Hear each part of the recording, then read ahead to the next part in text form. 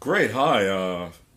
I'm Eric Doc Smith, electronic percussionist. So this is the Zen drum that I've been using with John Wubbenhorst, the bansurist, and his group Facing East.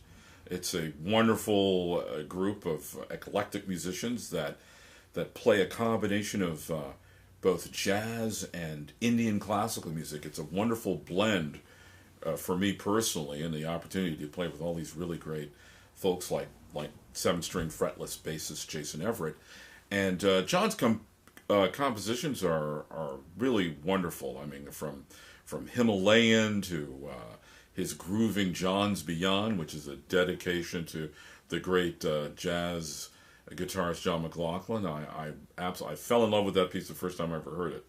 So it's been really wonderful to be able to do this. The music, I think, is both challenging, it's soothing, it's pastoral, it can be edgy, and it also, for me, it harkens to a lot of the music that I grew up listening to. Music like Miles Davis, Return to Forever, Weather Report with Joe Zawinul, Larry Correll's 11th House, and groups like Oregon that also used woodwinds, keyboards, synths, and tabla, and a lot of percussion. One of the things I like about the Zen drum is that it allows me to play all kinds of samples. It could be drums like this, or I can play beats,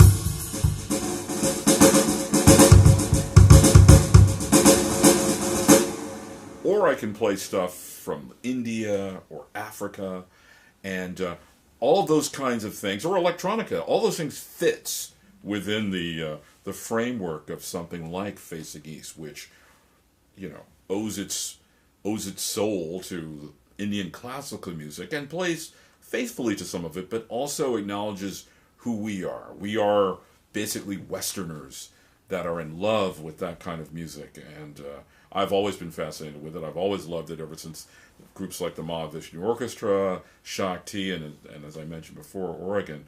Those guys seem to understand that beautiful blend of all the very best of jazz and electric jazz, and some of the very best ragas and rhythms and things that I fell in love with the Indian music.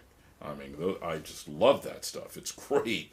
It's great. And for a percussionist, playing these complex meters and things that are in 17 or 8.5 is not only is it challenging and rewarding for me as a musician, but it's a joy to play. And when you can play them with other musicians, it's not like a lot of other things. Well, it might be a little bit like jazz, but I just absolutely love it. I love the worldliness of it. I love the fact that you can play this kind of music and it almost doesn't matter where you are. We could be in Europe, we could be in Switzerland, we could be in the United States somewhere, we could be anywhere, we could be in Asia, and the beauty of this music speaks to everyone. Music doesn't know if you're black, if you're white, if you're brown, if you're yellow. It doesn't know that. It doesn't know if you're male or female.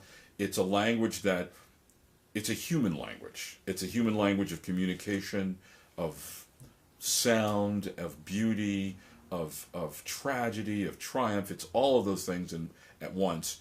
And I think the great musicians and the great writers, and which I believe John is one, has the ability to convey those kinds of moods, those kinds of feelings in a beautiful, musical, melodic way that can be both edgy and fascinating at the same time, thoughtful and meditative.